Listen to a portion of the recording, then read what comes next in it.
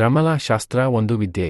ಈ ವಿದ್ಯೆಯಿಂದ ಜೀವನದಲ್ಲಿ ಮುಂದೆ ನಡೆಯುವ ಘಟನೆಗಳ ಸಂಪೂರ್ಣ ಮಾಹಿತಿ ಸಿಗುತ್ತದೆ ಎಂಬುದು ಅವರ ಬಳಿ ಶಾಸ್ತ್ರ ಕೇಳಿದವರ ಅನುಭವದ ಮಾತು.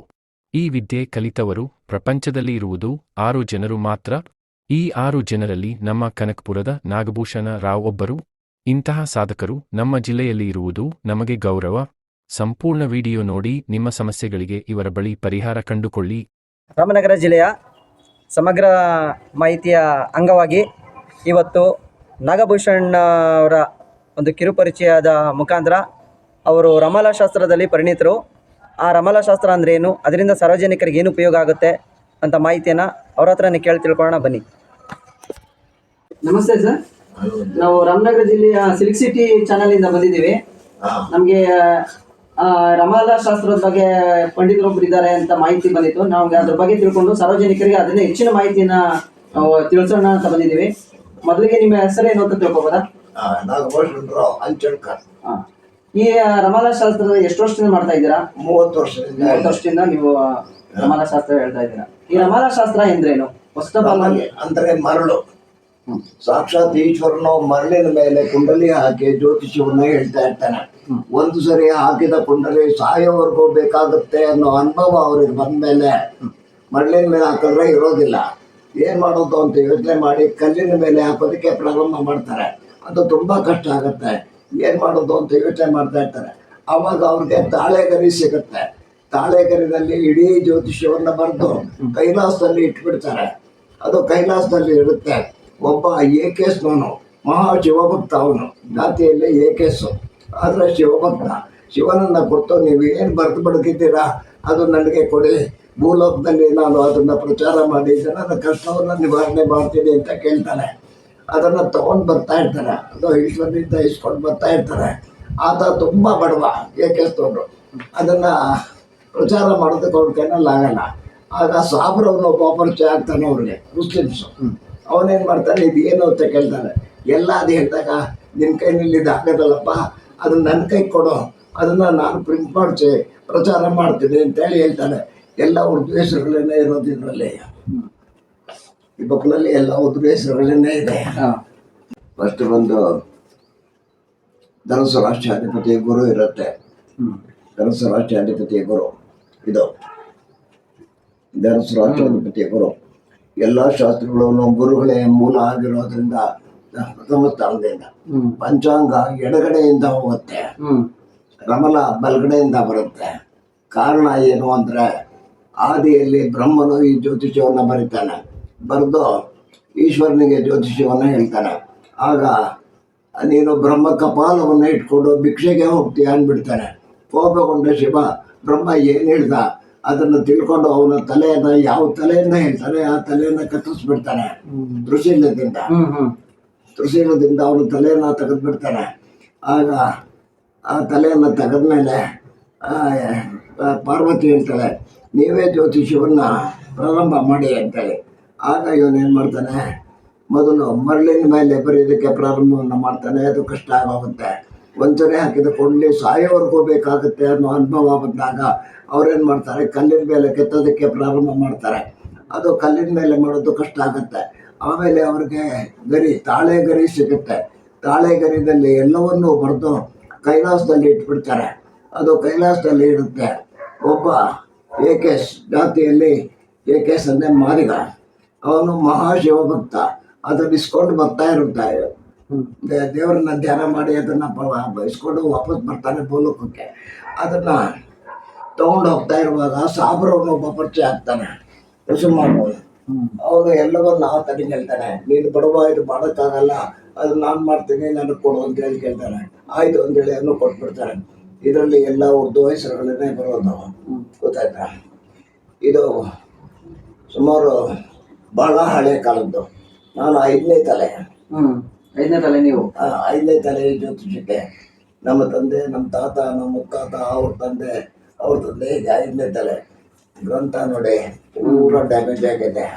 ಹಳೆ ಗ್ರಂಥಗಳಿಗೂ ಸಿಕ್ಕೋದಿಲ್ಲ, ಈಗ ಸಿಗಲ್ಲ. ಇದು ಎಲ್ಲ ಡ್ಯಾಮೇಜ್ ಆಗಿದೆ. ಎಲ್ಲ ಇಟ್ಟಿದ್ದೀರಾ? ಈ ರಮಲಾ ಶಾಸ್ತ್ರ ಇದು ಎಷ್ಟು ವರ್ಷದಿಂದ ನೀವು ಇಲ್ಲಿ ಮಾಡ್ತಾ ಇರೋದು? ಇಲ್ಲಿ 30 ವರ್ಷದಿಂದ ಹೇಳ್ತಾ ಇದ್ದೀನಿ. 30 ವರ್ಷದಿಂದ ಹೇಳ್ತಾ ಇದ್ದೀರಾ? ಇದುವರೆಗೂ ಎಷ್ಟು ಜನ ನಿಮ್ಮ ಹತ್ರ ಈ ಶಾಸ್ತ್ರ ಕೇಳಿದ್ದಾರೆ? 3811 ಜನ ಕೇಳಿದ್ದಾರೆ. 39,811 ಜನ ಹಾ ಇಲ್ಲಿವರೆಗೂ. ಹಾ. ಈಗ ನಿಮ್ಮ ವಯಸ್ಸು ಎಷ್ಟು? 77. 77 ವರ್ಷ. ಹಾ ಈಗಲೂ ರಮಲ ಶಾಸ್ತ್ರದಲ್ಲಿ ನೀವು ಹೇಳ್ತಾ ಬರ್ತಾ ಇರ್ತೀರಾ? ಹೌದು. ಇದ್ರ ಬಗ್ಗೆ ಇನ್ನೊಂದ್ ಸ್ವಲ್ಪ ಮಾಹಿತಿ ಅಂದ್ರೆ ಸಾರ್ವಜನಿಕರಿಗೆ ಏನು ಉಪಯೋಗ ಇದರಲ್ಲಿ? ಇದರಲ್ಲಿ ಈ ದಾಳ ಅಂತ ಹೇಳ್ತೀವಿ ಇದು. ಇದು ಕೂಡ 250 ವರ್ಷದ್ದು. ಇದು ಸಪ್ತಧಾತುಗಳಿಂದ ಮಾಡಿದ್ದಾರೆ. ಚಿನ್ನ, ಬೆಳ್ಳಿ, ಹಿತ್ತಾಳೆ, ತಾಮ್ರ, ಕಂಚು, ಲೋಹ, ಸೀಸ ಹಾಕಿ ಮಾಡಿರೋದು. ಇದು ಬಿಟ್ಟ ತಕ್ಷಣ ಯಾರು ದಾರ ಬಿಡ್ತಾರೆ ಅವರು ಹುಟ್ಟಿದ ಊರಿನ ವಾತಾವರಣ ಗೊತ್ತಾಗೋಗುತ್ತೆ ನಮ್ಗೆ. ಅವ್ರು ಯಾವ ಊರಿನಲ್ಲಿ ಹುಟ್ಟಿದ್ದಾರೆ, ಹಾಸ್ಪಿಟ್ಲಿನಲ್ಲಿ ಹುಟ್ಟಿದಾರ, ಮನೆಯಲ್ಲಿ ಹುಟ್ಟಿದಾರ, ಅಥವಾ ಟ್ರೈನಲ್ಲಿ ಹೋಗುವಾಗ ಹುಟ್ಟಿದಾರ, ಪ್ರತಿಯೊಂದೂ ಗೊತ್ತಾಗತ್ತೆ. ಅವ್ರು ಹುಟ್ಟಿದ ಊರಿನ ವಾತಾವರಣ, ಅವರ ರೂಪ ಆಕಾರ ಬರುತ್ತೆ, ಡಿಟೇಲ್ಸ್ ಇರುತ್ತೆ. 7ನೇ ಸ್ಥಾನದಿಂದ ಅವರ ಹೆಂಗಸರ ರೂಪ ಆಕಾರ ಬಂದ್ಬಿಡುತ್ತೆ. ಹೇಳಿದ್ರೆ ಅವ್ರಿಗೆ ಆಶ್ಚರ್ಯ ಆಗೋಗುತ್ತೆ. ಇಲ್ಲಿದ್ದಾನೆ. 5ನೇ ಸ್ಥಾನದಿಂದ ಪ್ರಥಮ ಪುತ್ರನ ರೂಪ ಆಕಾರ ಬರುತ್ತೆ. 2ನೇ ಸ್ಥಾನದಿಂದ ಅವರ 2ನೇ ಮಗನ ರೂಪ ಆಕಾರ ಬರುತ್ತೆ. ಹೀಗೆ ಅವ್ರಿಗೆ ಎಷ್ಟು ಜನ ಮಕ್ಕಳಿದ್ದಾರೆ ಎಲ್ಲರ ರೂಪ ಆಕಾರನೂ ಇದರಲ್ಲಿ ಗೊತ್ತಾಗೋಗುತ್ತೆ. ಎಲ್ಲ ರೂಪ ಆಕಾರಗಳನ್ನ ಹೇಳಿ ಅಂದರೆ ಹೇಳ್ತೀವಿ. ಅದೆಲ್ಲ ಹೇಳ್ಕೊಂಡು ಕೂತ್ಕೊಂಡ್ರೆ ಟೈಮ್ ತುಂಬಾನೇ ಜಾಸ್ತಿ ತಗೊಳುತ್ತೆ ಅಂತ ಹೇಳ್ಬಿಟ್ಟು ಕೆಲವು ಇದು ಮಾಡ್ಬಿಡ್ತೀವಿ. ಗೊತ್ತಾಯ್ತಾ? ಆಮೇಲೆ ಧನಸ್ಥಾನ, ಹಣಕಾಸಿನ ಬಗ್ಗೆ ಹಿಂದೆ ಯಾವ ರೀತಿಯಲ್ಲಿದ್ರು, ವರ್ತಮಾನದಲ್ಲಿ ಯಾವ ತರ ಇದ್ದಾರೆ, ಮುಂದೆ ಏನಾಗತ್ತೆ, 3 ಬರುತ್ತೆ.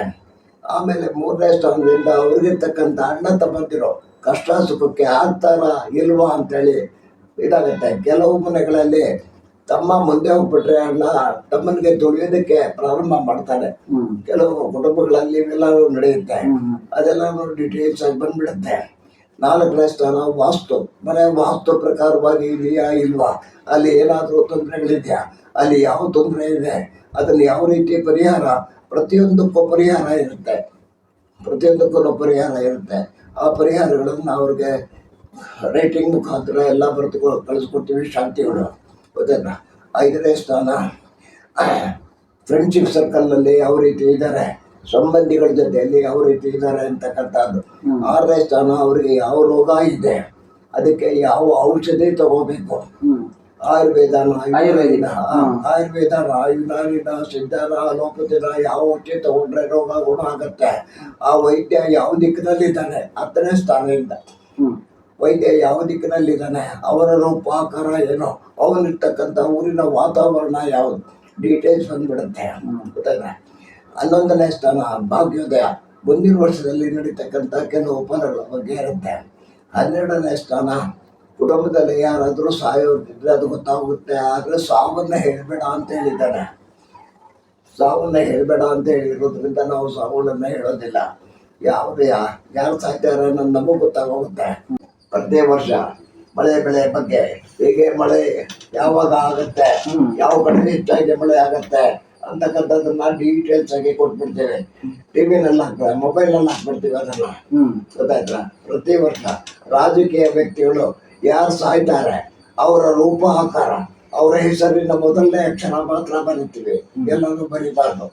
ಗೊತ್ತಾಯ್ತಾ?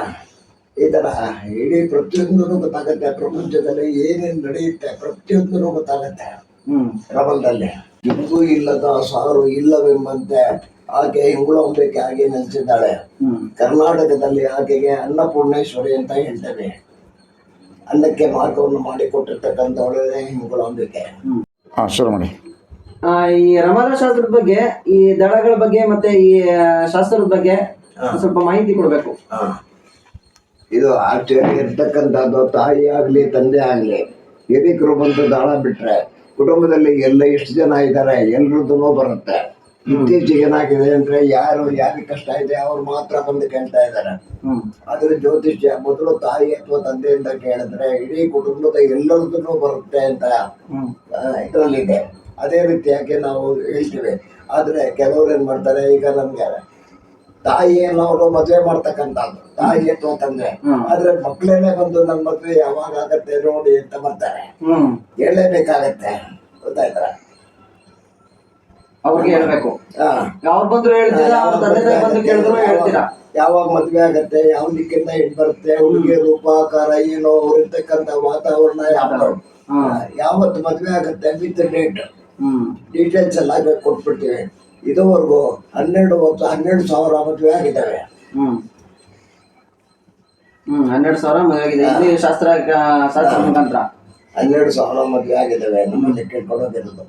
ಕೆಲವರು ಜ್ಯೋತಿಷ್ಯ ಹೇಳಬೇಡ ಅಂತ ಬರುತ್ತೆ, ಕಾರಣ ನೋಡ್ತೀವಿ ಯಾಕೆ ಜ್ಯೋತಿಷ್ಯ ಹೇಳ್ಬಾರ್ದು ಅಂತ ಹೇಳಿ. ನೋಡಿದಾಗ ಇವನು ಹುಟ್ಟಿದ ತಕ್ಷಣ ತಾಯಿ ತಂದೆನ ಕಳ್ಕೊಂಡಿದ್ದಾನೆ, ದರಿದ್ರ ನಕ್ಷತ್ರದಲ್ಲಿ ಹುಟ್ಟಿದ್ದಾನೆ, ಆದ್ರಿಂದ ಇವನಿಗೆ ಜ್ಯೋತಿಷ್ಯ ಹೇಳಬೇಡ ಅಂತ ಬಂದ್ಬಿಡುತ್ತೆ. ಯಾಕೆಂದ್ರೆ ಅವನು ಒಳ್ಳೇದು ಮಾಡಿದ್ರೆ ಮುಂದೆ ಒಳ್ಳೇದಾಗತ್ತೆ, ಆದ್ರಿಂದ ಇವನಿಗೆ ಜ್ಯೋತಿಷ್ಯ ಹೇಳ್ಬೇಡ ಅಂತ ಬಂದ್ಬಿಡುತ್ತೆ. ಅಂಥವ್ರಿಗೆ ಜ್ಯೋತಿಷ್ಯ ಹೇಳೋದಿಲ್ಲ. ಕೆಲವರಿಗೆ ಜ್ಯೋತಿಷ್ಯ ಹೇಳು ಹಣ ತಗೋಬೇಡ ಅಂತ ಬರುತ್ತೆ, ಕಾರಣ ಏನು ಅಂತ ನೋಡ್ತೀವಿ. ಇವನು ಬರುವಾಗ ಸಾಲ ಮಾಡ್ಕೊಂಡ್ ಬಂದಿದ್ದಾನೆ ನಿಮ್ಮ ಹತ್ರ, ಆ ಸಾಲ ತೀರ್ಸೋದಕ್ಕೆ ಇವನ ಕೈಯಲ್ಲಿ ಆಗಲ್ಲ, ಆದ್ರಿಂದ ಇವ್ರ ಹತ್ರ ದುಡ್ಡು ತಗೋಬೇಡಿ ಅಂತ ಬಂದ್ಬಿಡುತ್ತೆ. ಖಂಡಿತ ನಾವು ಅವ್ರ ಹತ್ರ ದುಡ್ಡು ತಗೊಳೋದಿಲ್ಲ, ಫ್ರೀಯಾಗಿ ಜ್ಯೋತಿಷ್ಯ ಹೇಳ್ತೀವಿ. ಈ ರಮಾನ ಶಾಸ್ತ್ರದ ಬಗ್ಗೆ ಪುಸ್ತಕಗಳು ಬರ್ದಿದ್ದೀರಾ ಅಂತ ಮಾಹಿತಿ ಗೊತ್ತು. ಆ ಪುಸ್ತಕಗಳ ಬಗ್ಗೆ ಒಂದು ಮಾಹಿತಿ ಅದ್ರ ಬಗ್ಗೆ ಬುಕ್ ಯಾವ್ದು ಬರೆಯಕ್ಕಾಗಲ್ಲ, ಇದೆಲ್ಲ ಬುಕ್ಕೇನ ಇದೆಲ್ಲ. ಅದೇ ಇದ್ರ ಬಗ್ಗೆ ಮಾಹಿತಿ ಸಾರ್ವಜನಿಕರಿಗೆ ಹೆಚ್ಚಿನ ಮಾಹಿತಿಗೆ ಯಾವುದು ನೀವು ಲೇಖನ ಏನು ಬರ್ದಿಲ್ಲ. ಇದು ಬಹುಸಾರ ಕ್ಷತ್ರಿಯ ಪುರಾಣ ಅಂತೇಳಿ ಬಿಡುಗಡೆ ಮಾಡಿರ್ತಕ್ಕಂಥ ಈ ಪುಸ್ತಕವನ್ನ ನಮ್ಮ ತಾತ ಅವ್ರು ಬರ್ದಿರೋದು. ನಮ್ಮ ತಾತ ಅವ್ರು ಬರ್ದಿರೋದು ಅದನ್ನ ನಾನು ಬಿಡುಗಡೆ ಮಾಡಿದೆ. ಇದು ಸುಮಾರು 30 ವರ್ಷದ ಮೇಲಾಗಿತ್ತು ಬಿಡುಗಡೆ. ಇದುವರೆಗೂ 15,000 ಬುಕ್ಗಳು ಸೇಲ್ ಆಗಿದೆ. ಇದರಲ್ಲಿ ಮಾನವ ಸೃಷ್ಟಿ ಕ್ರಮ ಇದೆ, ಮನುಷ್ಯ ಹೇಗೆ ಉತ್ಪನ್ನನಾದ, ಅವನ ಗುಣಧರ್ಮ ಏನು, ಬ್ರಾಹ್ಮಣರ ಗುಣಧರ್ಮ ಏನು, ಯಾವ ರೀತಿ ಬ್ರಾಹ್ಮಣರಿರ್ಬೇಕು ಅಂತಕ್ಕಂಥ, ಕ್ಷತ್ರಿಯರ ರಾಜನೀತಿ, ಕ್ಷತ್ರಿಯರು ಯಾವಾಗಲೂ ದಾನ ಧರ್ಮ ಮಾಡಬೇಕು, ಕೈ ಈ ಥರ ಆಗಬಾರ್ದು, ಕೊಡು ಅಂತೇಳಿ ಯಾವತ್ತೂ ಕೇಳಬಾರ್ದು, ವೈಶ್ಯರ ಗುಣಧರ್ಮ, ಶೂದ್ರರ ಗುಣಧರ್ಮ ಎಲ್ಲಾನು ಇದೆ ಇದರಲ್ಲಿ. ಹಲವಾರು ಕಥೆಗಳು ಕೂಡ ಇದೆ ಇದರಲ್ಲಿ, ಹಲವಾರು ಕಥೆಗಳನ್ನ ಸೇರಿಸಿ ಇದನ್ನ ರೆಡಿ ಮಾಡಿದ್ದೇವೆ. ಗೊತ್ತಾಯ್ತಾ? ಮೇಲ್ಗಡೆ ಸಂಸ್ಕೃತನಲ್ಲಿ ಇದೆ, ಕೆಳಗಡೆ ಕನ್ನಡದಲ್ಲಿ ಅರ್ಥ ಇದೆ. ಇದ್ರದ್ದು ಮೂಲ ಯಾವುದು? ಹೌದು, ಈ ಕೃತಿಯ ಮೂಲ ಇದು ಸ್ಕಂದ ಮಹಾಪುರಾಣ. ಸ್ಕಂದ ಮಹಾಪುರಾಣದಲ್ಲಿ ಪ್ರತಿಯೊಂದು ಸ್ಟೋರಿಗಳಿದೆ. ಅದು 25 ಬುಕ್ ಇದೆ ನನ್ನ ಹತ್ರ. ಅದನ್ನ ಓದೋದ್ರಿಂದ ಎಷ್ಟೋ ವಿಚಾರಗಳು ಗೊತ್ತಾಗತ್ತೆ. ಇಡೀ ಪ್ರಪಂಚದಲ್ಲಿ ಎಲ್ಲೆಲ್ಲಿ ಯಾವ್ಯಾವ ನದಿ ಇದೆ, ಯಾವ ನದಿನಲ್ಲಿ ಯಾವ ಸ್ನಾನ ಮಾಡಿದ್ರೆ ಯಾವ ರೀತಿ ತೊಂದರೆಗಳ ಪರಿಹಾರ ಆಗತ್ತೆ, ಪ್ರತಿಯೊಂದನ್ನು ಕೂಡ ಇದೆ. ಯಾವ್ಯಾವ ದೇವಸ್ಥಾನಗಳು ಎಲ್ಲೆಲ್ಲಿವೆ ಎಲ್ಲದು. ಅದು 25 ಬುಕ್ ವಾಲ್ಯೂಮ್ ಬರುತ್ತೆ, ಅಷ್ಟು ಬುಕ್ನೂ ಇದೆ. ಅದೆಲ್ಲ ಸ್ಟಡಿ ಮಾಡಿದ್ದೀನಿ ನಾನು. ಸುಬ್ರಹ್ಮಣ್ಯ ಪಾರ್ವತಿ ದೇವಿ ಪ್ರಶ್ನೆಗಳನ್ನ ಕೇಳ್ತಾ ಹೋಗ್ತಾಳೆ, ಸುಬ್ರಹ್ಮಣ್ಯ ಬರೀತಾ ಹೋಗ್ತಾನೆ. ಆಕೆ ಒಟ್ಟು 1000 ಪ್ರಶ್ನೆಗಳನ್ನ ಕೇಳ್ತಾನೆ. ಎಲ್ಲದಕ್ಕೂ ಆತ ಉತ್ತರವನ್ನ ಬರೀತಾನೆ. ಉತ್ತರವನ್ನ ಬರೆದು ಅದು ಕೈಲಾಸದಲ್ಲಿ ಇಟ್ಬಿಟ್ಟಿರ್ತಾನೆ. ಅದು ಕೈಲಾಸದಲ್ಲಿ ಇಟ್ಟಿದ ಮೇಲೆ ಆಗ ಹೇಳಿದ್ನಲ್ಲ ಏಕೆಂದ್ರೆ ಅದೆಲ್ಲ ಆಗಿದೆ ಅಲ್ವಾ, ಆ ಪುಸ್ತಕವನ್ನ ಇದೆ. ತುಂಬಾ ಹಳೆಯ ಪುಸ್ತಕ ಇದು. ಈ ಶಾಸ್ತ್ರದ ಪ್ರಕಾರ ನಿಮ್ಗೆ ದೇವರು ಮತ್ತೆ ಆತ್ಮಗಳ ಬಗ್ಗೆ ನಿಮ್ಮ ಅಭಿಪ್ರಾಯ ಏನು? ಆತ್ಮಗಳು ಒಟ್ಟು ಇರ್ತಕ್ಕಂಥದ್ದು 8. ಆತ್ಮ, ಪರಮಾತ್ಮ, ಅಂತರಾತ್ಮ, ಸೂಕ್ಷ್ಮಾತ್ಮ, ಪಾಪಾತ್ಮ, ಪುಣ್ಯಾತ್ಮ, ಪ್ರೇತಾತ್ಮ, ದೈವಾತ್ಮಗಳೆಂಬ 8 ಆತ್ಮಗಳಿವೆ. ಆತ್ಮ ಅಂದರೆ ಪ್ರತಿಯೊಂದು ಜೀವರಾಶಿಗೂ ಒಂದು ಆತ್ಮ ಅಂತಕ್ಕಂಥದ್ದು ಇದ್ದೇ ಇರುತ್ತೆ. ಆತ್ಮ, ಪರಮಾತ್ಮ, ಪರ ಅಂದರೆ ಬೇರೆ. ನಾವು ರಸ್ತೆಯಲ್ಲಿ ಹೋಗುವಾಗ ಅಪರೂಪಕ್ಕೆ ನಮ್ಮ ಸ್ನೇಹಿತರು ಯಾರಾದರೂ ಸಿಕ್ಕಿದ್ರೆ, ಓ ನಮಸ್ಕಾರ ಸ್ವಾಮಿ ಚೆನ್ನಾಗಿದ್ದೀರಾ ಅಂತಾರೆ. ತಕ್ಷಣ ನಾವು ನಮಸ್ಕಾರ ಮಾಡಿ ಒಂದು ಅರ್ಧ ಗಂಟೆ 3/4 ಗಂಟೆ ಮಾತಾಡ್ತೀವಿ ಅವ್ರ ಹತ್ರ. ಇದು ಪರಮಾತ್ಮ. ಸೂಕ್ಷ್ಮಾತ್ಮ, ನಾವು ಓಡಾಡುವಾಗ ನಮ್ಮ ಕಾಲಿನ ಅಡಿಯಲ್ಲಿ ಎಷ್ಟೋ ಕ್ರಿಮಿಗಳು ಸಿಕ್ಕಿ ಸಾಯ್ತವೆ, ಸೂಕ್ಷ್ಮಾತ್ಮ. ಪಾಪಾತ್ಮ, ನಮ್ಮ ಅಕ್ಕಪಕ್ಕದಲ್ಲಿ ಯಾರೋ ಪಾಪಿಗಳು ಸೇರ್ಕೊಂಡು ಸುಮ್ಮನೆ ತೊಂದರೆ ಕೊಡ್ತಾ ಇರ್ತಾನೆ, ಅಂಥವ್ರಿಗೆ ನಾವು ಪಾಪಿ ಯಾವತ್ತಪ್ಪ ಮನೆ ಖಾಲಿ ಮಾಡ್ಕೊಂಡು ಹೋಗ್ತಾನೆ, ಸುಮ್ಮನೆ ತೊಂದರೆ ಕೊಡ್ತಾನೆ ಅಂತೀವಿ, ಅವನು ಪಾಪಾತ್ಮ. ಪುಣ್ಯಾತ್ಮ, ಕಷ್ಟ ಸುಖಕ್ಕೆ ಆಗ್ತಕ್ಕಂಥವನೇ ಪುಣ್ಯಾತ್ಮ ಆಗಿರ್ತಾನೆ. ಪುಣ್ಯಾತ್ಮ, ಪಾಪಾತ್ಮ, ಪುಣ್ಯ. ದೈವಾತ್ಮ, ಯಾರು ದೈವಾತ್ಮವನ್ನು ಹೊಂದಿರುತ್ತಾನೋ ಅವರು ದೇವರಾಗುತ್ತಾನೆ. ಇದು ಆತ್ಮಗಳು 8. ಕೆಲವರಿಗೆ ಈ ಶಾಸ್ತ್ರಗಳ ಮೇಲೆ ನಂಬಿಕೆ ಇರಲ್ಲ, ಕೆಲ ಜನವೇ, ಅವರಿಗೆ ನೀವೇನ್ ಹೇಳಕ್ ಇಚ್ಛೆ ಪಡ್ತೀರಾ? ಅಲ್ಲಲ್ಲ, ಕೆಲವರು ಇಲ್ಲಿ ಗೊತ್ತಾಗೋಗುತ್ತೆ, ಇವ್ರು ನಂಬಲ್ಲ ಅಂದ್ಮೇಲೆ ಅಂಥವ್ರು ಜ್ಯೋತಿಷ ಹೇಳಕ್ಕೆ ಹೋಗಲ್ಲ. ಆದ್ರೂ ಬಂದಿರ್ತಾರ ಅವ್ರು ಕೇಳೋದಿಕ್ಕೆ, ಜನ ಬಿಟ್ಟಾಗ್ಲೆಲ್ಲ ಗೊತ್ತಾಗೋಗುತ್ತೆ ನಮ್ಗೆ. ಇವ್ರು ನಂಬಲ್ಲ ಅಂತೇಳಿ ನಮ್ಮನ್ನ ಪರೀಕ್ಷೆ ಮಾಡಕ್ ಬಂದಿದ್ದಾರೆ ಅಂತ ಗೊತ್ತಾಗೋಗುತ್ತೆ. ಈ ರಮಾನ ಶಾಸ್ತ್ರ ವಿದ್ಯೆನ ನಿಮ್ಮನ್ ಬಿಟ್ಟು ಬೇರೆ ಯಾರಾದ್ರೂ ಹೇಳ್ತಾರ? ಒಟ್ಟು 6 ಜನ ಇರೋದು ನಾವು ಸೇರಿ. ಬಲೂಚಿಸ್ತಾನಿಂದ ಆಚೆ ಪಾಕಿಸ್ತಾನದಿಂದ ಆಚೆ ಬಲೂಚಿಸ್ತಾನ್ ಅಂತ ಇದೆ, ಅಲ್ಲಿ 3 ಜನ ಮುಸಲ್ಮಾನರು ವಂಶಪಾರಂಪರ್ಯವಾಗಿ ಹೇಳ್ಕೊಂಡಿದ್ದಾರೆ ಅಂತೇಳಿ ನಮಗೆ ಮೆಸೇಜ್ ಬಂದಿದೆ. ಬರೀ ಅವರು ಮುಸಲ್ಮಾನರು ಮಾತ್ರ ಇರ್ತಾರೆ, ಬೇರೆಯವ್ರಿಗೆ ಹೇಳೋದು ಗೊತ್ತಿಲ್ಲ. ಉತ್ತರ ಕಾಶಿನಲ್ಲಿ ಇಬ್ಬರಿದ್ದಾರೆ, ಇಂಗ್ಲಿಷು ಹಿಂದಿ ಬಿಟ್ರೆ ಬೇರೆ ಭಾಷೆ ಬರಲ್ಲ, ಬರೀ ಹಿಂದೂಗಳು ಮಾತ್ರ ಹೇಳ್ತಾರೆ, ಬೇರೆಯವ್ರಿಗೆ ಹೇಳೋದು ಗೊತ್ತಿಲ್ಲ. ನಾನು ಆಲ್ರೌಂಡ್ ಕನ್ನಡ, ತಮಿಳು, ತೆಲುಗು, ಹಿಂದಿ, ಮರಾಠಿ, ಉರ್ದು, ಸಂಸ್ಕೃತ ಇಷ್ಟು ಭಾಷೆಗಳಲ್ಲೂ ನಮ್ಗೆ ಬರೋದ್ರಿಂದ ಇಲ್ಲಿ ಮುಸಲ್ಮಾನರು ಬರ್ತಾರೆ, ಮುಸಲ್ಮಾನರಿಗೂ ಹೇಳ್ತೇವೆ. ಕ್ರಿಶ್ಚಿಯನ್ ಅವ್ರು ಬರ್ತಾರೆ, ಕ್ರಿಶ್ಚಿಯನ್ಗೆ ಹೇಳುವ ವಿಧಾನದಿಂದ ಕ್ರಿಶ್ಚಿಯನ್ ಅವ್ರಿಗೆ ಹೇಳ್ತೇವೆ. ಇಲ್ಲಿ ಇಡುವ ವಿಧಾನನೇ ಬೇರೆ ಬೇರೆ ಇರುತ್ತೆ. ಹಿಂದೂಗಳಿಗೆ ಗುರುವನ್ನು ಸ್ಥಾಪನೆ ಮಾಡ್ತೀವಿ, ಕ್ರಿಶ್ಚಿಯನ್ ಅವರು ಬಂದರೆ ಅವ್ರಿಗೆ ಸಂಬಂಧಪಟ್ಟಿರೋ ರೀತಿಯಲ್ಲಿ ಸ್ಥಾಪನೆಯನ್ನ ಮಾಡ್ತೀವಿ, ಗೊತ್ತಾಯ್ತಾ? ಮುಸಲ್ಮಾನರು ಬಂದರೆ ಚಂದ್ರನ ಸ್ಥಾಪನೆ ಮಾಡ್ತೀವಿ. ಹೇಗೆ ಆಯಾ ಜನಾಂಗಕ್ಕೆ ತಕ್ಕಂತೆ ದಾಳಗಳನ್ನ ಇಡಬೇಕಾಗುತ್ತೆ, ಇಟ್ಟು ಅವ್ರ ಕೈಯಿಂದ ದಾಳವನ್ನ ಬಿಡಿಸ್ತೀವಿ. ಬಿಟ್ಟ ತಕ್ಷಣ ಅವ್ರು ಹುಟ್ಟಿದ ಊರಿನ ವಾತಾವರಣದಿಂದ ಪ್ರಾರಂಭ ಆಗುತ್ತೆ. 2ನೇ ಸ್ಥಾನದಿಂದ ಹಣಕಾಸಿನ ಬಗ್ಗೆ ಹಿಂದೆ ಯಾವ ರೀತಿಯಲ್ಲಿ ಇದ್ವಿ, ವರ್ತಮಾನದಲ್ಲಿ ಯಾವ ಥರ ಇದ್ದೀರಾ, ಮುಂದೇನಾಗುತ್ತೆ. 3ನೇ ಸ್ಥಾನದಿಂದ ಅವ್ರಿಗಿರ್ತಕ್ಕಂಥ ಅಣ್ಣ ತಗೊಂಡಿರೋ ಕಷ್ಟ ಸುಖಕ್ಕೆ ಆಗ್ತಾರಾ ಇಲ್ವಾ ಅಂತಕ್ಕಂಥ. 4ನೇ ಸ್ಥಾನ ವಾಸ್ತು, ಮನೆ ವಾಸ್ತು ಪ್ರಕಾರವಾಗಿದೆಯಾ ಇಲ್ವಾ ಅಂತಕ್ಕಂಥದ್ದು. 5ನೇ ಸ್ಥಾನ ಸ್ನೇಹಿತರು ಹಾಗೂ ಸಂಬಂಧಿಗಳ ಜೊತೆಯಲ್ಲಿ ಯಾವ ರೀತಿ ಇದ್ದಾರೆ ಅಂತಕ್ಕಂಥದ್ದು. 6ನೇ ಸ್ಥಾನ ಅವ್ರಿಗೆ ಯಾವ ರೋಗ ಇದೆ, ಅದಕ್ಕೆ ಯಾವ ಔಷಧಿ ತಗೋಬೇಕು, 10ನೇ ಸ್ಥಾನದಿಂದ ಯಾವ ಔಷಧಿ ತಗೋಬೇಕು, ವೈದ್ಯ ಯಾವ ದಿಕ್ಕಿನಲ್ಲಿದ್ದಾನೆ, ಅವರ ರೂಪಾಕಾರ ಏನು ಎಲ್ಲ ಬರುತ್ತೆ. 9ನೇ ಸ್ಥಾನ ಯಾತ್ರೆಗಳು, ದೂರದ ಯಾತ್ರೆಗಳು ಮಾಡಬೇಕಾ ಬೇಡವಾ, ಹೋದ್ರೆ ಏನಾದರೂ ಕಷ್ಟ ಆಗೋದಿದ್ರೆ ಅಲ್ಲಿ ನಾವು ಮತ್ತೆ ಸೂಚನೆಯನ್ನ ಕೊಟ್ಬಿಡ್ತೀವಿ, ಈ ಯಾತ್ರೆ ಮಾಡಬೇಡಿ ತಪ್ಪಿಸ್ಕೊಳ್ತೀರಾ ಅಂತ ಕೆಲವರು ಬರ್ತಾರೆ. ಕೆಲವರು ಯಾತ್ರೆಯಲ್ಲಿ ಆಕ್ಸಿಡೆಂಟ್ ಆಗುತ್ತೆ, ಮರಣ ಆಗುತ್ತೆ ಅಂತ ಬಂದ್ಬಿಡುತ್ತೆ. ಮರಣವನ್ನ ಹೇಳ್ಬೇಡ ಅಂತ ಹೇಳಿರೋದ್ರಿಂದ ಈ ಯಾತ್ರೆ ಹೋಗ್ಬೇಡಿ, ಕಂಟಕ ಇದೆ ಅಂತ ಹೇಳ್ತೀವಿ ಅಷ್ಟೇ. ಕಂಟಕ ಅಂತ ಹೇಳ್ತೀವಿ, ಮರಣ ಅಂತ ಹೇಳೋದಿಲ್ಲ. ಕಂಟಕ ಇದೆ, ಯಾತ್ರೆ ಮಾಡಬೇಡಿ, ಇಂಥ ದಿವಸನೇ ಯಾತ್ರೆ ಇದೆ ಅಂತೇಳಿ ವಿತ್ ಡೇಟ್ ಕೊಟ್ಬಿಡ್ತೀವಿ. ಆ ತಾರೀಕಿನ ದಿವಸ ಅವರು ಯಾವುದೇ ಕಾರಣದಿಂದ ಹೋಗ್ಬಾರ್ದು.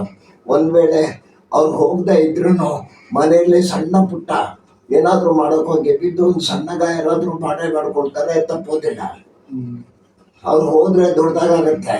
ಮನೆಯಲ್ಲೇ ಇದ್ರೂ ಕೂಡ ಸಣ್ಣದಾಗಿ ಏನಾದರೂ ಒಂದು ಮಾಡ್ಕೊಳ್ತಾರೆ, ಅದು ತಪ್ಪೋದಿಲ್ಲ. ಅಂದ್ರೆ ಹಣೆ ಬರ ಆ ಭಗವಂತ ಮೊದಲೇನೆ ಬರ್ದಿಟ್ಬಿಟ್ಟಿರ್ತಾನೆ. ತಾಯಿಯ ಗರ್ಭದಲ್ಲಿ ಇದ್ದಾಗಲೇ ಹಣೆ ಬರ ಬಂದಿರ್ತಾನೆ, ಯಾವ ಟೈಮ್ನಲ್ಲಿ ಏನಾಗಬೇಕು ಅಂತಕ್ಕಂಥದ್ದು ಅದು ಹಾಗೆ ಆಗತ್ತೆ. ಅದನ್ನ ತಪ್ಪಿಸೋದಕ್ಕೆ ಯಾರ ಕೈನಿಂದನೂ ಸಾಧ್ಯ ಇಲ್ಲ. ಈ ರಮಣಶಾಸ್ತ್ರ ಕೇಳೋಕ್ ಬರೋರು ಏನ್ ತರಬೇಕು ಅಲ್ಲಿಂದ? ಏನ್ ಅವ್ರಿಗೆ ನೀವು ಫೀಸ್ ನ ಫಿಕ್ಸ್ ಮಾಡಿರ್ತೀರಾ?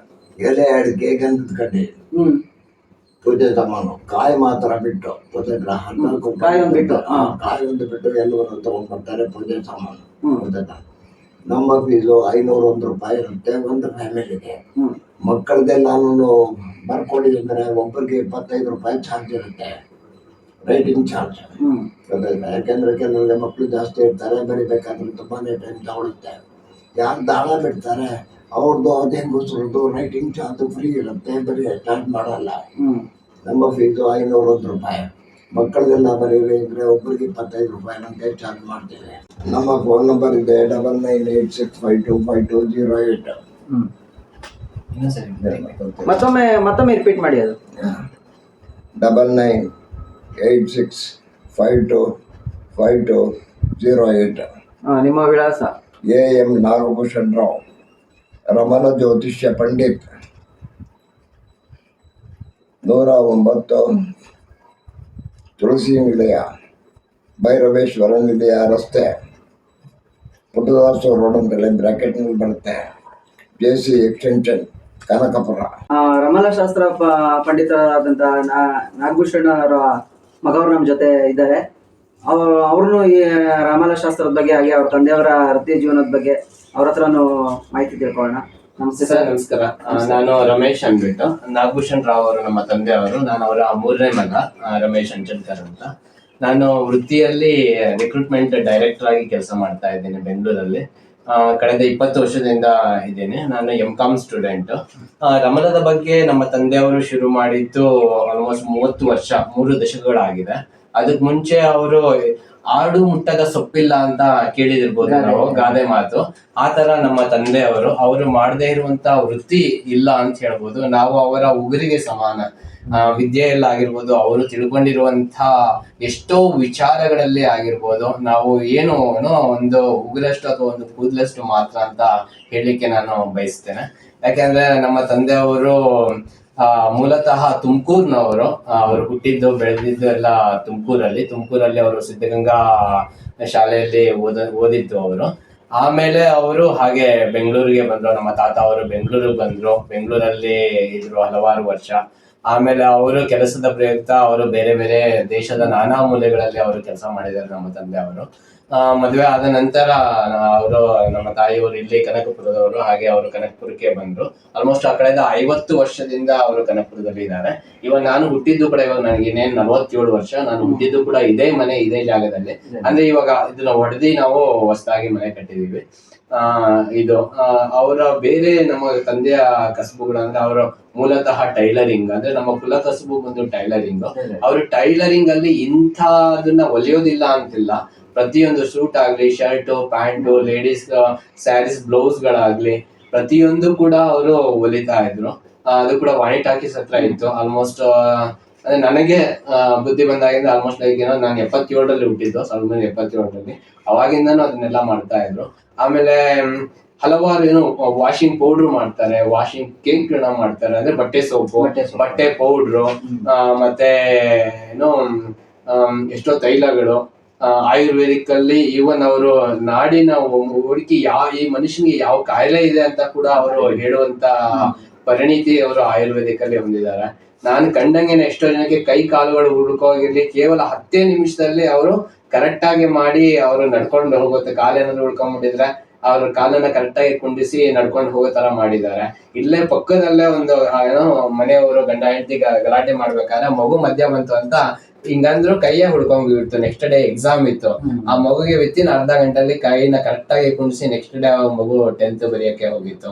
ಆತರ ಎಷ್ಟೋ ಉದಾಹರಣೆಗಳಿದೆ. ರಸವಿದ್ಯೆ ಗೊತ್ತು, ಅಂದ್ರೆ ತುಂಬಾ ರೇರು ರಸವಿದ್ಯೆ ತಿಳ್ಕೊಂಡಿರೋದು. ಅದರಲ್ಲಿ ಅಪ್ಪಾಜಿ ಅವ್ರಿಗೆ ರಸವಿದ್ಯೆಗಳು ಗೊತ್ತು. ಆಮೇಲೆ ಆಮೇಲೆ ಬೇರೆ ಬೇರೆ ವಿದ್ಯೆಗಳಲ್ಲಿ ಪರಿಣಿತಿಯನ್ನ ಹೊಂದಿದ್ದಾರೆ. ಪೌಡ್ರ್ ಬಗ್ಗೆ ಹೇಳಿದೆ. ಈಗ ನಮ್ಮ ಅಣ್ಣ, ಎರಡನೇ ಅಣ್ಣ, ಮೊದಲು ದೊಡ್ಡವ್ರು ಮಾಡ್ತಾ ಇದ್ರು. ಈಗ ನಮ್ಮ ಎರಡನೇ ಅಣ್ಣ ಪೌಡ್ರು, ವಾಷಿಂಗ್ ಕೇಕ್, ಮತ್ತೆ ಸೋಪ್ ಆಯಿಲ್ ಗಳನ್ನ ಮಾಡ್ತಾರೆ. ಆಮೇಲೆ ಶಾಂಪೂಗಳು ಮಾಡುವಂತ ಎಷ್ಟೋ ಇದುಗಳೆಲ್ಲ ಅವ್ರಲ್ಲಿ ಗೊತ್ತಿದೆ. ಎಷ್ಟೋ ಕಂಪನಿಯವರು ಕೂಡ ಬಂದಿದ್ರು 90ನೇ ಇಸ್ವಿನಲ್ಲಿ ಟೈಅಪ್ ಮಾಡ್ಕೊಡಕ್ಕೆ. ಬಟ್ ಅಪ್ಪ ಅವರು ಯಾವ್ದಕ್ಕೂ ಒಪ್ಪದೆ ಅವರೇ ಎಷ್ಟಾಗುತ್ತೋ ಅಷ್ಟು ಸಾಕು ಅಂತ ಅವರು ಮಾಡ್ಕೊಂಡು ಬಂದಿದ್ದಾರೆ. ಇವತ್ತಿಗೂ ಕೂಡ ಅಷ್ಟೇ. ರಮಲ ವಿದ್ಯೆ ಅಂತಕ್ಕಂಥದ್ದು ಅವರು ಈಚೆ ಬೋರ್ಡ್ ಕೂಡ ಹಾಕಿಲ್ಲ. ಇಲ್ಲಿ ಬರ್ತಾರೆ, ನಿಮ್ಗೆ ಸ್ಯಾಟಿಸ್ಫ್ಯಾಕ್ಷನ್ ಆಯ್ತಾ, ನಿಮ್ಮಿಂದ 4 ಜನಕ್ಕೆ, ಅವ್ರಿಗೆ ಸ್ಯಾಟಿಸ್ಫ್ಯಾಕ್ಷನ್ ಆಯ್ತಾ, ಅವರಿಂದ 4 ಜನಕ್ಕೆ. ಹೀಗೆ ಈ ವಿದ್ಯೆ ಪ್ರಚಾರಕ್ಕೋಸ್ಕರ ಅಲ್ಲ. ಈ ವಿದ್ಯೆ ಏನಂದ್ರೆ ನಿಮ್ಗೆ ಒಂದು ಸ್ಯಾಟಿಸ್ಫ್ಯಾಕ್ಷನ್. ಅಂದ್ರೆ ಜ್ಯೋತಿಷ್ಯದಲ್ಲಿ ಎಷ್ಟೋ ಜನ ನಂಬಿಕೆ ಇರೋರು ಬರ್ತಾರೆ, ನಂಬಿಕೆ ಇಲ್ಲದೆ ಇರೋರು ಬರ್ತಾರೆ. ಅಂದ್ರೆ ಇದು ಏನಂದ್ರೆ ಈವನ್ ಅವರು ಪೂಜೆ ಮಾಡ್ಕೊಳ್ಳೋದು ಅಂತ ಎಷ್ಟೋ ಟಿವಿಗಳಲ್ಲಿ ಜ್ಯೋತಿಷ್ಯ ಹೇಳೋರು ಬರ್ತಾರೆ.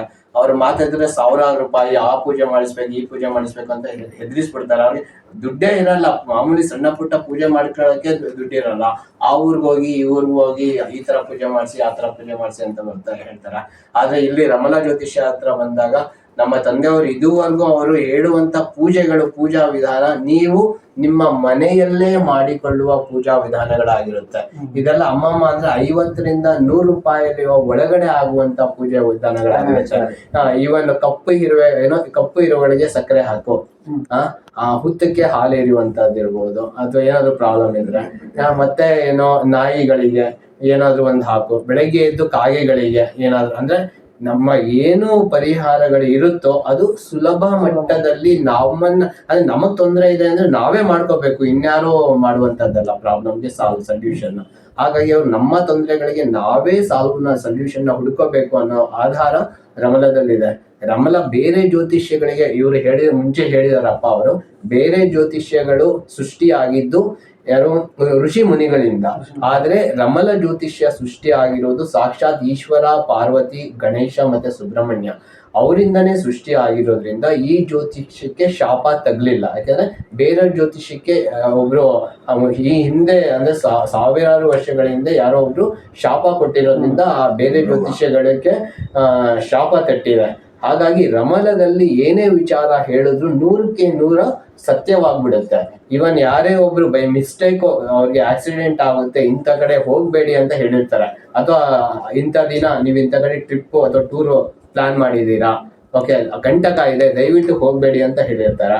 ಆದ್ರೆ ಅವರ ಮಾತನ್ನ ಮೀರಿ ಏನಾಗುತ್ತೆ ಬಾ ಹೋಗೋಣ ಅಂತ ಅಂದಾಗ ನಾವು ಕಣ್ಣಿಂದನೇ ನೋಡಿದೀವಿ ಸತ್ತೋಗಿರೋದನ್ನ, ಆಕ್ಸಿಡೆಂಟ್ ಆಗಿರೋದನ್ನ. ನನ್ನ ಫ್ರೆಂಡ್ ಸರ್ಕಲ್ ಅಲ್ಲೇ ಆಕ್ಸಿಡೆಂಟ್ ಇಲ್ಲೇ ಪಕ್ಕದಲ್ಲಿ ಇದ್ರು ಒಬ್ರು ನನ್ನ ಸ್ನೇಹಿತರು. ಅವ್ರು ಇವತ್ತು ತುಂಬಾ ಚೆನ್ನಾಗಿದ್ದಾರೆ, US ಅಲ್ಲಿ ಇದ್ದಾರೆ, ವಿಪ್ರದಲ್ಲಿ ಕೆಲಸ ಮಾಡ್ತಾ ಇದ್ದಾರೆ.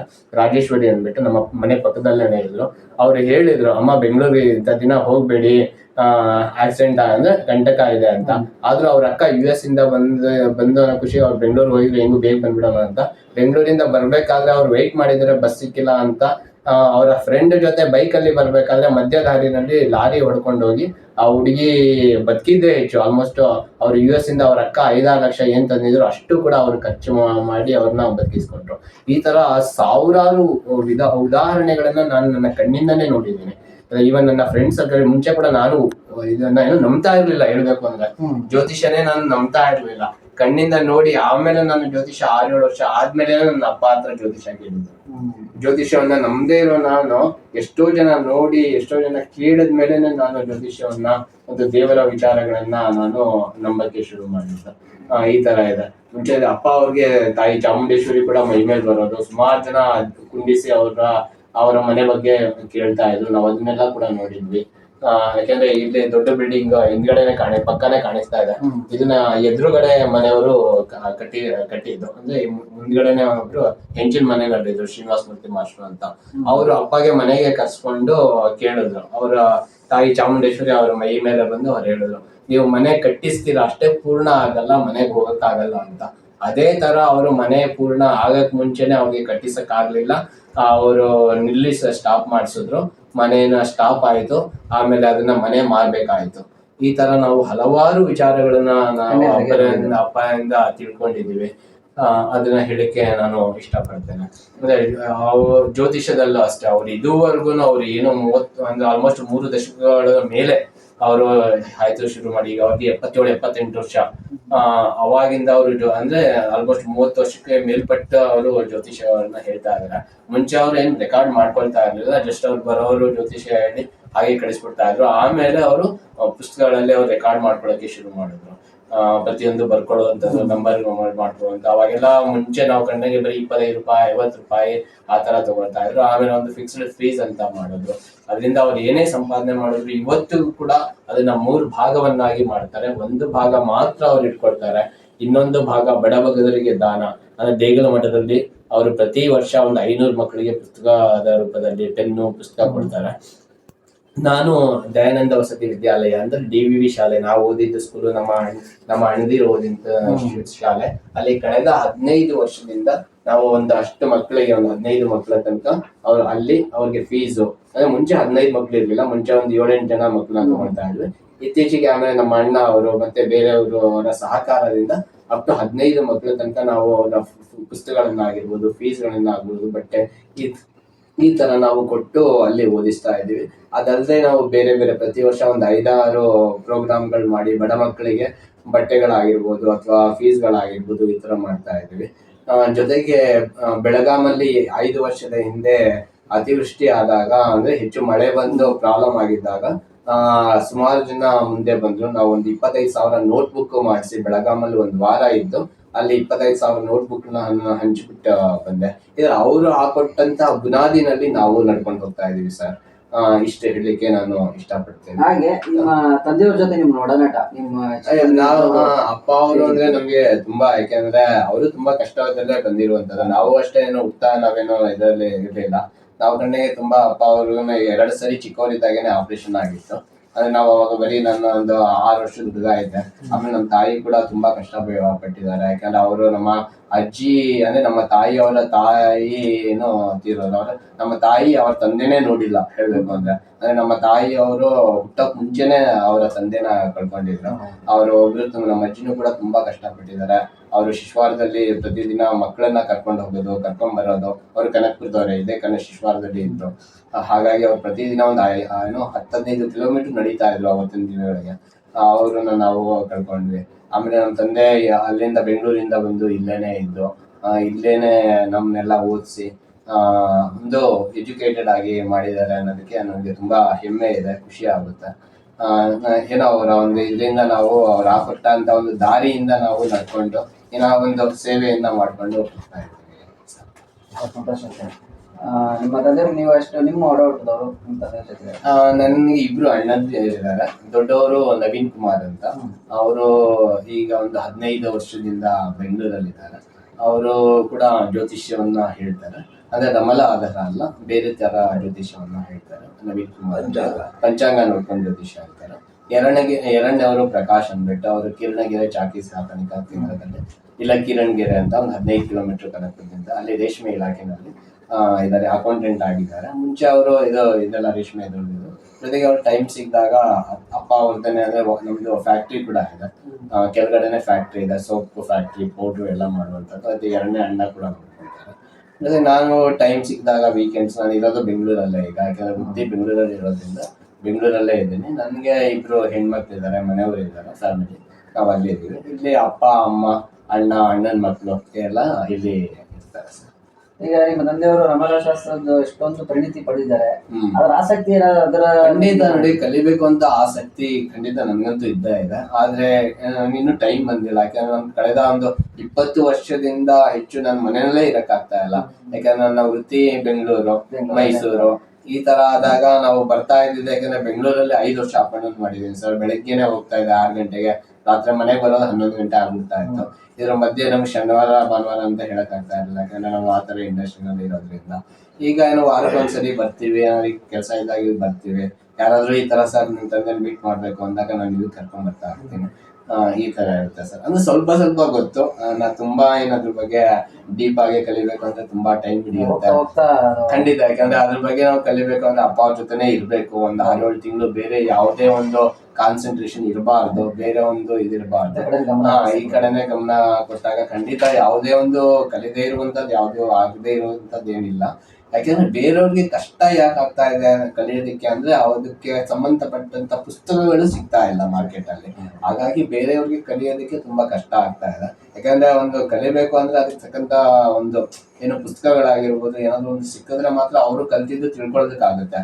ಇಲ್ಲ ಅಂದ್ರೆ ಬರೀ ಇಲ್ಲಿ ಕಲ್ತ್ಕೊಂಡು ಇಲ್ಲಿ ಓದೋದ್ರಿಂದ ಏನೋ ಇದಾಗಲ್ಲ ಅಂತ ನನ್ನ ಒಂದು ಅನಿಸಿಕೆ. ರಮಲ ಶಾಸ್ತ್ರ ಈ ಪುಸ್ತಕಗಳು ಸಿಗದೇ ಇರೋದ್ರಿಂದ ಇದು ಇಲ್ಲಿಗೆ ಎಂಡ್ ಆಗೋ ಚಾನ್ಸಸ್ ಅದು ಅದೇ ಹೇಳಿದ್ನಲ್ಲ, ಅದ್ರ ಬಗ್ಗೆ ಪುಸ್ತಕಗಳು ಬಂದಿವೆ, ಅದು ತುಂಬಾ ಮಿಸ್ಟೇಕ್ ಇದೆ. ಅಪ್ಪ ಅವರು ಅದ್ರ ಬಗ್ಗೆ ಅವ್ರಿಗೆಲ್ಲ ಬರೆದು ತಿಳಿಸಿದ್ದಾರೆ. ಏನೋ ಎಲ್ಲಿ ಇವಾಗ ಹೊಸದಾಗಿ ಇದ್ ಮಾಡ್ತಾ ಇದೆ ಅಂತ. ಇವನ್ ನಾನು ಕೂಡ ಹಲವಾರು ಅದರ ಪೇಜ್ಗಳನ್ನ ಫೋಟೋ ತಗೊಂಡು ಇಟ್ಕೊಂಡೆ, ಆದ್ರೆ ಅದು ಕರೆಕ್ಟಾಗಿ ಸಿಗ್ತಾ ಇಲ್ಲ. ನಮಗೂ ಅದನ್ನ ರೆಡಿ ಮಾಡಿಸ್ಬೇಕು ಅಂದ್ರೆ ಟೈಮ್ ಸಿಗ್ತಾ ಇಲ್ಲ. ಯಾರಾದ್ರೂ ಅದ್ರ ಬಗ್ಗೆ ತಿಳ್ಕೊಂಡು ಅದನ್ನ ಮುಂದೆ ಬಂದು ಅದು ಫೋಟೋಗಳೆಲ್ಲ ಇಟ್ಕೊಂಡು ರಮಲಾ ಪುಸ್ತಕ ಎಲ್ಲಾದ್ರೂ, ಯಾಕಂದ್ರೆ ಇದು ಬಂದು ಪುಸ್ತಕ ರೆಡಿ ಆಗಿದ್ದು ಎಲ್ಲಿ ಅನ್ನೋಂಥದ್ದು ಇಲ್ಲೇ ಇದೆ. ಯಾಕಂದ್ರೆ ಇವರ ಅನುಭವಗಳು ಹಲವಾರು, ಯಾಕಂದ್ರೆ ನಮ್ಮ ಮುತ್ತಾತ ಅವರ ಅನುಭವಗಳು ನೋಡಿ. ಅವತ್ತೊಂದು ದಿನ ಈ ಪುಸ್ತಕ ಇದ್ದಿದ್ದೇ ಇಷ್ಟು, ಅವರು ಅಲ್ಲಿಂದ ನೋಡಿ ಎಕ್ಸ್ಟ್ರಾ ಪೇಜ್ ಗಳನ್ನ ಆಗಿ ಅವರ ಅನುಭವಗಳನ್ನ ಬರ್ತಿದ್ದಾರೆ. ಅಂದ್ರೆ ಅವತ್ತು ಅವ್ರಿಗೆ ನಮ್ಗಿನ ಹೆಚ್ಚು ಬುದ್ಧಿ ಇರ್ತಾ ಇತ್ತು ಅನ್ನೋದಕ್ಕೆ ಇದೆ ಸಾಕ್ಷಿ ಸರ್. ಯಾಕಂದ್ರೆ ಇದು ಪುಸ್ತಕನೇ ಬಂದು 140-150 ವರ್ಷಗಳು ಆಗಿದೆ ಈ ಪುಸ್ತಕಕ್ಕೆ. ಈ ದಾಳಕ್ಕೆ ಹೆಚ್ಚು ಕಡಿಮೆ 250 ವರ್ಷಗಳು ಆಗಿದೆ ಸರ್. ಈ ದಾಳ ಬಗ್ಗೆ ಆಗ್ಲೇ ಅಪ್ಪ ಅವ್ರು ಹೇಳಿದ್ದಾರೆ ಅಂತ ಅನ್ಕೊಂತೀನಿ. ದಾಳಗಳು ಇದಕ್ ಮುಂಚೆ ಇದು ಮುಂಚೆ ಒಂದು ಕಬ್ಬಿಣದ ಒಂದು ಪ್ಲೇಟ್ ಇತ್ತು, ಅದನ್ನ ತಗೊಂಡ್ ಹೋಗ್ತಾ. ಯಾಕಂದ್ರೆ ಇದನ್ನ ಎತ್ಕೊಂಡು ಹೋಗಕ್ಕಾಗಲ್ಲ, ಅದು ಕಬ್ಬಿಣದ ಪ್ಲೇಟ್ ಇತ್ತು, ಅದನ್ನ ತಗೊಂಡ್ ಹೋಗ್ತಾ ಇದ್ರು. ಆಮೇಲೆ ಇದನ್ನ ಇದೆ. ಈಗ ಆಚೆ ಕಡೆ ಹೋದಾಗ ಅವ್ರು ಕಬ್ಬಿಣದ ಇದನ್ನ ತಗೊಂಡ್ ಹೋಗ್ತಾರೆ. ಇಲ್ಲಿ ಬಂದು ಕೇಳಿದಾಗ ಇದು ಉಡ್ಡಲ್ಲಿ ಇವರೇ ಮಾಡ್ಕೊಂಡಿದ್ದಾರೆ. ಇದು ಅದರ ಮೇಲೆ ಹೇಳ್ತಾರೆ, ಶಾಸ್ತ್ರ ಹೇಳ್ತಾರೆ. ಯಾಕಂದ್ರೆ ನಮ್ಮ ತಂದೆ ಕೂಡ ಅಂದ್ರೆ ನಮ್ಮ ತಾತ ಅವರು ಕೂಡ ಜ್ಯೋತಿಷ್ಯ ಹೇಳ್ತಾ ಇದ್ರು. ನಮ್ಮ ತಂದೆ ಅವರು ಮುತ್ತಾತ ಅವರು ರಾಜ ಪರಂಪರೆಗೆ ಜ್ಯೋತಿಷ್ಯ ಹೇಳಿದವರು, ದಿನ ಭವಿಷ್ಯವನ್ನ ಹೇಳ್ತಾ ಇದ್ದವರು. ತ್ರಿಸ್ಕಂದ ಜ್ಯೋತಿಷಿಗಳು ಅಂತ ಹೇಳ್ತೀವಿ ಆ ತರ. ಅಂದ್ರೆ ಅವರು ಮನುಷ್ಯನ ನೋಡ್ತಾ ಇದ್ದಂಗೆನೆ ಅವ್ರು ಜ್ಯೋತಿಷ ಹೇಳ್ಬಿಡ್ತಾ ಇದ್ರು. ಅಂತ ಇದರಿಂದ ಅಂತ ಒಂದು ಪರಂಪರೆಯಿಂದ ಬಂದಿರುವಂತ ಏನು ನಮ್ಮ ಫ್ಯಾಮಿಲಿ ಅಂತ ಹೇಳ್ಕೊಳಕ್ಕೆ ನನಗೆ ಹೆಮ್ಮೆ ಇದೆ. ತುಂಬಾ ಸಂತೋಷ ಆಯ್ತು ಸರ್. ಈ ರಾಮಾಲಯ ಶಾಸ್ತ್ರದ ಬಗ್ಗೆ ನಿಮ್ಮ ತಂದೆಯವರು ತುಂಬಾ ಒಳ್ಳೆ ಮಾಹಿತಿ ಕೊಟ್ಟರು.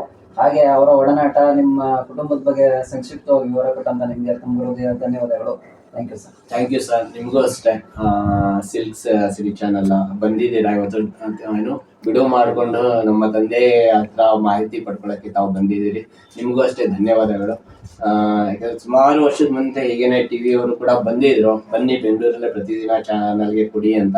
ಯಾಕಂದ್ರೆ ಅವ್ರ ಅಪ್ಪ ಅವರು ಕನಕಪುರದಿಂದ ಬೆಂಗಳೂರಿಗೆ ಹೋಗಿ ಕಾರ್ಯಕ್ರಮ ನಡೆಸ್ಕೊಟ್ಟು ಮತ್ತೆ ವಾಪಸ್ ಬರೋಕ್ಕೆ ಆಗೋಲ್ಲ. ಹಾಗಾಗಿ ಅವರು ಇದುವರೆಗೂ ಇಲ್ಲ, ಇದು ಸಂಪಾದನೆ ಮಾಡುವಂಥದ್ದೆಲ್ಲ. ಎಷ್ಟು ಜನ ಇದು ಬಾಯಿಂದ ಒಬ್ರಿಂದ ಒಬ್ರಿಗೆ ಒಂದು ಪ್ರಚಾರ ಅಷ್ಟೇ ಇದು. ಹಾಗಾಗಿ ಅವರು ದುಡ್ಡಿನ ಆಸೆ, ದುಡ್ಡಿನ ಹಿಂದೆ ಬೀಳಲಿಲ್ಲ ಅವರು. ನಮ್ಗೆ ಎಷ್ಟು ಬರುತ್ತೋ ಅಷ್ಟೇ ಬರಲಿ. ಅವ್ರು ದುಡ್ಡಿನ ಹಿಂದೆ ಬಿದ್ದಿದ್ರೆ ಸರ್ ಇದರಿಂದ ಒಂದು 10 ಮನೆ ಕಟ್ಬೋದಾಗಿತ್ತು. ಅವ್ರು ಏನಿದೆ ಒಂದು ಚಿಕ್ಕದಾಗಿ ಮನೆಯಲ್ಲಿ ನಾವು ಇದ್ದೀವಿ. ನಾನು ಇತ್ತೀಚೆಗೆ ಒಂದು 2 ಹಳೆ ಮನೆ ಇತ್ತು, ಹೊಡೆದಾಕ್ಸ್ಬಿಟ್ಟು ಹೊಸದಾಗಿ ಮನೆ ಕಟ್ಟಿದ್ದೆ ಅಷ್ಟೇ. ನಮ್ಮ ಇಲ್ಲಿ ಅಪ್ಪ ಅಮ್ಮ ಇಲ್ಲಿ ಇರ್ತಾರೆ, ಮೇಲ್ಗಡೆ ಒಂದು ರೂಮ್ ಇದೆ ಚಿಕ್ಕದಾಗಿ. ಬಂದವ್ರಿಗೆ ಇಲ್ಲಿ ಜ್ಯೋತಿಷ್ಯ ಹೇಳ್ತೀವಿ, ಅಪ್ಪ ಅವ್ರು ಹೇಳ್ಕೊಂಡು ಈ ತರ ಇದ್ದಾರೆ ಸರ್. ನೋಡಿದ್ರ ವೀಕ್ಷಕರೇ, ಕನಕಪುರದಲ್ಲಿರೋ ರಮಾಲ ಶಾಸ್ತ್ರ ಪರಿಣಿತರಾದ ನಾಗಭೂಷಣ್ ಅವರು ಈ ರಮಾಲ ವಿದ್ಯೆ ಹೇಗೆ ಸೃಷ್ಟಿಯಾಯಿತು, ಈ ಶಾಸ್ತ್ರದಿಂದ ಏನೇನು ಉಪಯೋಗ ಇದೆ, ಸಾರ್ವಜನಿಕರಿಗೆ ಹೇಗಾಗಿದೆ ಅನ್ನೋ ಮಾಹಿತಿನ ಸಂಪೂರ್ಣವಾಗಿ ಕೊಟ್ಟಿದ್ದಾರೆ. ಹಾಗೆ ಅವರ ಮಗವರು ಅವರ ತಂದೆಯವರ ಒಡನಾಟ, ಅವ್ರ ಜೊತೆಲಿದ್ದಂಥ ಅನುಭವಗಳನ್ನ ಸಂಕ್ಷಿಪ್ತವಾಗಿ ಹೇಳಿ, ಹಾಗೆ ಅವರ ರಮಾಲ ವಿದ್ಯೆನ ತಿರಸ್ಕರಿಸಿದವ್ರಿಗೆ ಏನಾಯ್ತು ಅನ್ನೋದನ್ನ ಕಣ್ಣಾರೆ ಕಂಡಂತ ದೃಶ್ಯಗಳು, ಅದನ್ನ ಮಾಹಿತಿನ ತುಂಬಾ ಸೂಕ್ಷ್ಮವಾಗಿ ನಮಗೆ ಹೇಳ್ಕೊಟ್ಟಿದ್ದಾರೆ. ವೀಕ್ಷಕರು ಇದರ ಸದುಪಯೋಗ ಪಡಿಸ್ಕೊಳ್ಳಿ. ರಮಾಲ ವಿದ್ಯೆ ತುಂಬಾ ಶ್ರೇಷ್ಠವಾದ ವಿದ್ಯೆ. ಶಿವ ಪಾರ್ವತಿಯವರ ಇದರಿಂದ ಸೃಷ್ಟಿಯಾದಂತ ಈ ಶಾಸ್ತ್ರ ಇದು. ದಯವಿಟ್ಟು ಇದನ್ನು ಉಪಯೋಗ ಪಡಿಸ್ಕೊಳ್ಳಿ. ಇದರನ್ನ ಅಡ್ರೆಸ್ಸು ಮತ್ತೆ ವಿಳಾಸ, ಫೋನ್ ನಂಬರ್ನ ನಮ್ಮ ಸ್ಕ್ರೀನ್ ಮೇಲೆ ಕೊಟ್ಟಿರ್ತೀವಿ. ದಯವಿಟ್ಟು ಇವ್ರನ್ನ, ನಿಮ್ಗೆ ಏನೇ ಸಮಸ್ಯೆಗಳಿದ್ರು ಇವ್ರನ್ನ ಭೇಟಿ ಆಗ್ಬೇಕಂತ ತಮ್ಮಲ್ಲಿ ಕೇಳ್ಕೊತಾ ಇದ್ದೀನಿ. ತುಂಬಾ ಥ್ಯಾಂಕ್ಸ್ ಸರ್. ತುಂಬಾ ಉಪಯುಕ್ತವಾದ ಮಾಹಿತಿಗಳು ಕೊಟ್ಟಿದ್ದೀರಾ. ನಿಮ್ಮ ಈ ಮಾಹಿತಿಗೆ ನಾನು ತುಂಬ ಧನ್ಯವಾದಗಳು. Thank you sir.